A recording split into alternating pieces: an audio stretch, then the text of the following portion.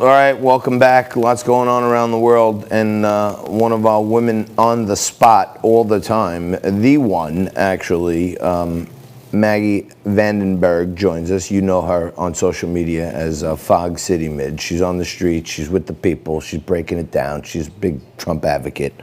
Midge, you're out. I don't know where you are right now, but you're a San Franciscoite, and this news is breaking today that here's Nancy Pelosi strolling through a salon maskless, getting her toes done.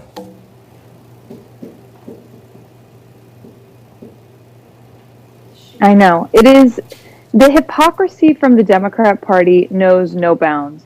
And of course, we see that once again with Nancy Pelosi not abiding by her own party's shutdown regulations. Here in California, Gavin Newsom revised the guidelines for reopening yet again, sending us back to the highest level of shutdown in many parts of California, despite the fact that we have virtually no deaths at this point. Under these new guidelines, John, we could have no deaths for up to a year and still be in shutdown. But yeah, it's completely hypocritical from Nancy Pelosi, and it's infuriating. What's funny is I don't blame her. I want to go get my hair done. People here in California, women are going and getting their hair done out of a garage. They're getting it done underground salons.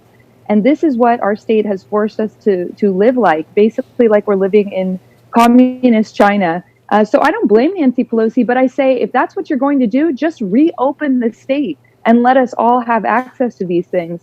I'm absolutely sick of it, and I'm sick of these hypocritical policies. It's like it's like a hide in plain sight mentality almost. Say, yeah. I wouldn't tell you can't go to the salon and you have to wear a mask. I wouldn't do that, but then they just do it, and it's like, yeah, okay, whatever, I did it. You know. And by the way, Midge, it looks like you're doing just fine catching up with your hairstylist, because your hair looks very full and fulsome. So you must have got. Well, thank you, John. You must have got lucky. And I have. I got it done last week out of a garage. But these Democrats and their policies of good for me but not for thee, and it's insane to me, because America is a democratic republic. We don't have an aristocracy, but that's how these elitist politicians seem to think of themselves. And it's kind of why I think that the Democrats align themselves so much with Hollywood, is they're completely out of touch. And they think that they're better than the average citizen, and I'm completely sick of it. That's the elite class, right? Now, this other story started breaking last night, which should make you tremble in your boots a little bit. Apparently, James Clapper and John Brennan outsourced the spying on 13 social media accounts of, influential people in America. And, it comes out of, from our ambassador at some overseas outpost is spying on U.S. social media influencers and commentators and stuff. Do you think you're potentially going to come under attack? Because you're just like blowing up. Everybody wants to see where Midge is next. Yeah, it's really scary. And I think that I absolutely could be a target. I mean, I've wondered about this myself. I put myself out there. I'm obviously a very prominent and outspoken personality on the right. And the place that I live, as well as many of the places where I travel and cover what's happening on the streets, are not, they're hostile territories. These aren't people that agree with me most of the time. So I've often thought, in this world that is controlled by, big tech, which is all on the left completely, why would they not, take advantage of people like me, people like Jack Posobiec, people like Dan Bongino that have these massive social media presence, and to go basically spy on them. Whenever we sign a terms and conditions, I don't know anyone who actually has the patience to read through the mountains of legal mumbo jumbo that they make you agree to. So Midge, you want to know something? They, just slip it in there and decide to spy on it. This is just one man's humble opinion, a lowly independent with a libertarian tilt. You crush Dan Bongino. You crush him. Yours is like real. When I see your content, like when I go on your story, and you got to follow City Midge. When I go on your story on Instagram, and I see those little tiny chiclet dots, and there's like 20 or 30 of them, I'm like, yes, she got a lot of content for me. I love watching that stuff. When I go on other people, I see 30, I just quick hit the right side and go past the whole thing. You know what I mean? But Dan Bongino, to me, I like him, but he kind of comes up with his stories for the day and just goes on every outlet and says the same kind of stuff. So by 10 o'clock, I've already heard it. By 10 o'clock, you've already went through like 3 news cycles worth of cool crap. I can't say. Well, thank you. People tell me I have the best stories on Instagram. Well, that's what I'm saying, without trying to seem like I'm a homer because you're on my show. But I think you are, and I just said it straight out that I think you crush Dan Bongino. But now you go around actually like where these big Turning Point and all these different conferences, the white coats and everything. So you know kind of where everybody's moving and grooving. Supposedly, Trump's going to have 150 press events between now and Election Day. And as of now, there's only 5 on the map for Joe Biden. That sounds scary.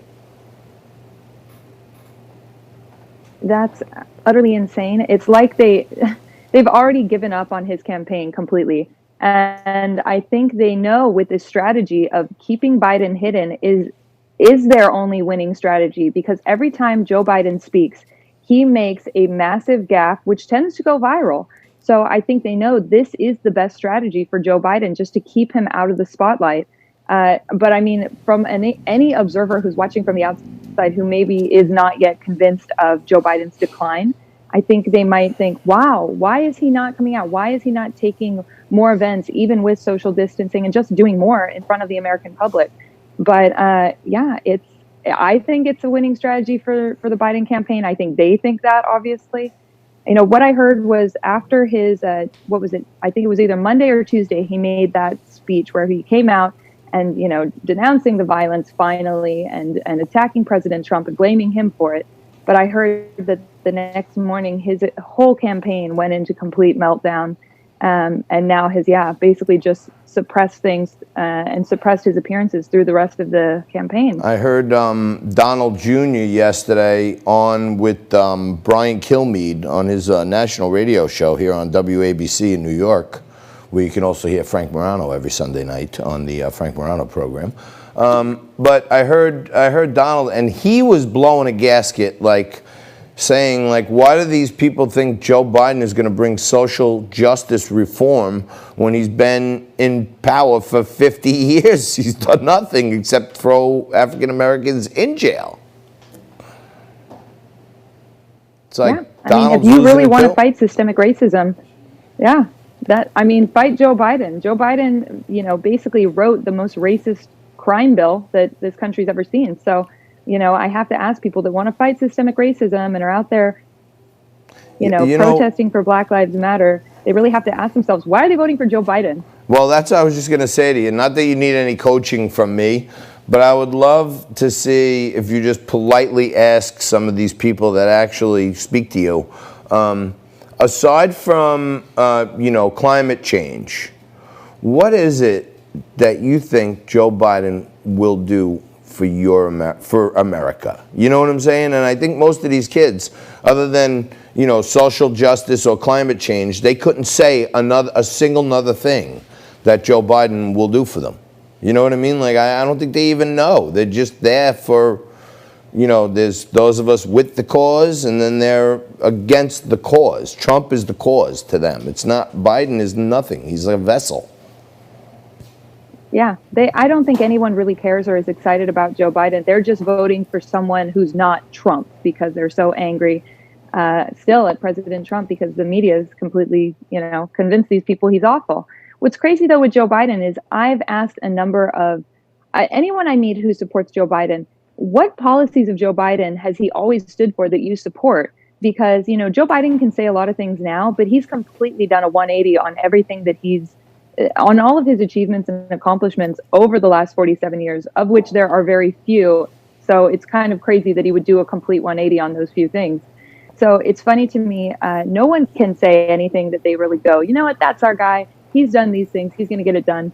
So he has to just make promises because he's got nothing in his past that he's championing. Yeah, funny you say 180 because it looks like his brain's doing a 360 every time he starts talking. He's trying to like figure out, am I reading? Someone's waving at me over there. Am I supposed to look here? He actually looks like he's just like, you know, puzzled. You know what I mean? Like at the whole thing that's happening to him. It's scary. All right, Midge, we gotta leave it there. We're out of time, but I always have time for you. Dia, thank you so much for making some time for us. You're the best. Always great to come on. Thank you, John.